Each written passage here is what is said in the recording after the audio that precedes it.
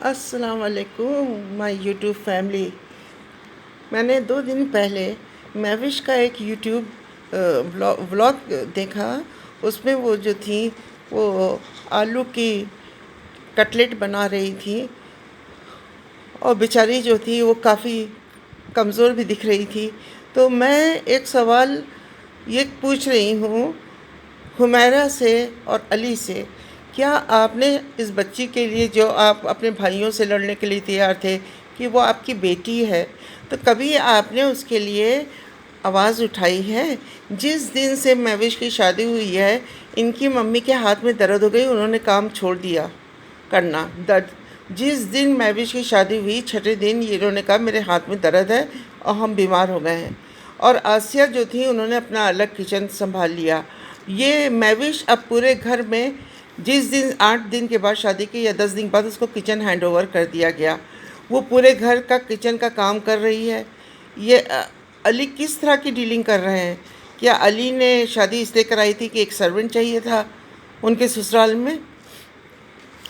उसके बाद अली जो ये महविश जो है वो घर का किचन संभाल रही है, घर में झाड़ू पोछा कर रही है, अपने बहनोई, नंदोई, देवर, बच्चों के सबके कपड़े धोती है। वो लड़की दिन में 2 बार झाड़ू देती है, फिर बर्तन रात में धोती है, फिर सबके लिए बीमार जितने लोग होते हैं, अब्बास भी भाई भी बीमार रहते हैं, हर वक्त उनके सर में दर्द रहती है, बदन में दर्द रहती है, तो उनको 10 बार चाय बना के वो देती है।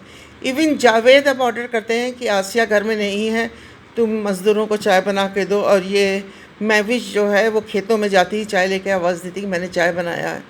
तो क्या ये जायज़ है? और मैं महविश से सवाल कर रही हूँ कि महविश, क्या जो आप कर रही हैं उसके पीछे रीज़न क्या है? क्या तुम्हारे साथ कोई टॉर्चर है, या तुम्हारे साथ कोई तुम्हें पुरानी तुम्हारी पास्ट हिस्ट्री को लेकर तुमको जो है एक्सप्लॉइट कर रहा है? इसका रीज़न क्या है? क्योंकि शादियां हर घर की होती ना। तो ये फ़याज़ जो बहुत बड़े बड़े झूठ करता है, खाने पे सबसे पहले आ जाता है सर झुकाकर खाना। जैसे ही घर में खाना पकना शुरू भी नहीं होता है, फ़याज़ सर झुकाकर जो है वो किचन में आ जाता है और खाना कंप्लीट होने से पहले वो हांडी में हाथ डालता है और खाना शुरू कर देता है। वो सबसे पहले खाने पे आ जाता है।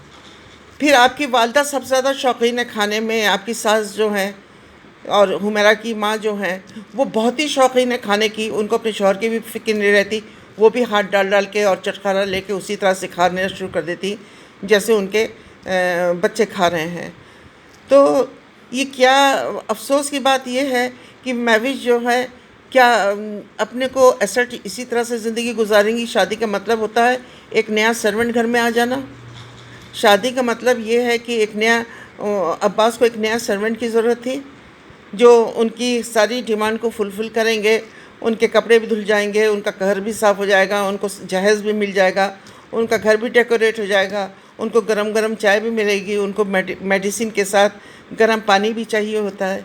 इसके अलावा महविश जो है वो अब खेतों में भी जाती हैं, पानी भरने के लिए उसको दूर जाना पड़ता है। उसने सरों पे, महविश का मैंने पेरेंट्स का घर देखा, वेरी नॉर्मल लाइफ से वो लोग जी रहे हैं।